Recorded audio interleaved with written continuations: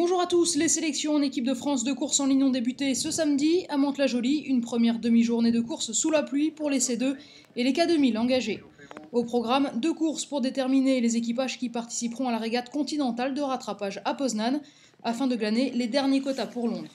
On débute ce mag avec les courses de C2, 3 bateaux étaient engagés, Stéphane Asquat et Théo Lambert, Adrien Barthes et Romain Beunier, et enfin Mathieu Goubel et Mathieu Beunier. Les 2 courses ont livré le même verdict, c'est l'équipage Goubel-Beunier qui s'est imposé à chaque fois. Déjà associés l'an dernier en équipe de France, les 2 garçons iront donc à Poznan pour décrocher un ticket olympique qu'ils ont manqué l'été dernier lors des mondiaux. Je vous propose de les écouter après leur course.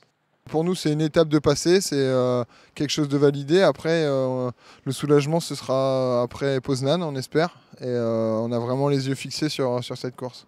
La première série, on était un petit peu bousculé par les jeunes de Mantes, qui ont essayé de mener un peu la course, mais on est vite repassé devant. La deuxième série, c'était les jeunes de Saint-Laurent, pendant 400 mètres qui nous ont raccrochés, mais on a resté dans notre projet de course et ça s'est très bien passé.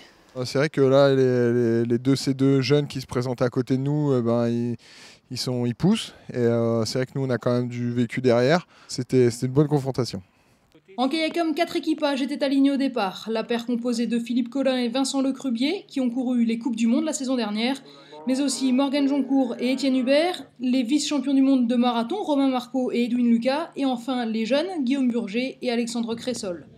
La lutte a été âpre sur les 2 confrontations. La première course s'est jouée entre les binômes Hubert-Joncourt et Collin Lecrubier. Au finish, ces derniers s'imposent, mais tout est à refaire dans la seconde finale. La crispation s'est alors envolée et au terme d'une course pleine, Philippe Collin et Vincent Lecrubier ont su imposer leur stratégie et gagner à nouveau.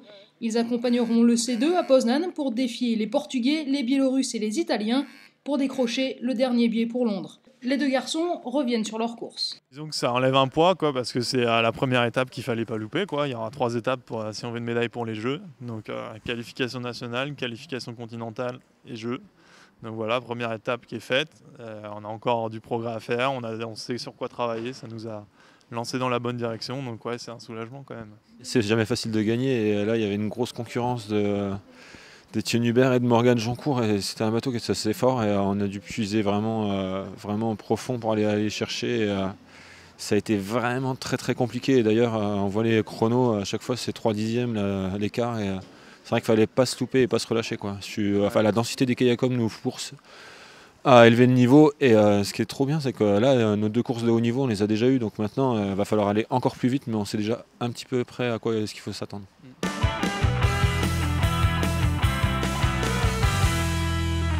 Le MAG se glisse dans les coulisses de ces sélections du côté des juges, maillon indispensable d'une bonne organisation. Ils se sont mouillés aujourd'hui, eux aussi, pour officier. On revient avec Albert Maillère, le chef des juges, sur ces personnages clés des courses. Il y a plusieurs postes, il y a des postes très importants qui sont de suivre au niveau du parcours pour que les bateaux ne passent pas comme en athlétisme, qu'ils ne sortent pas de leur couloir.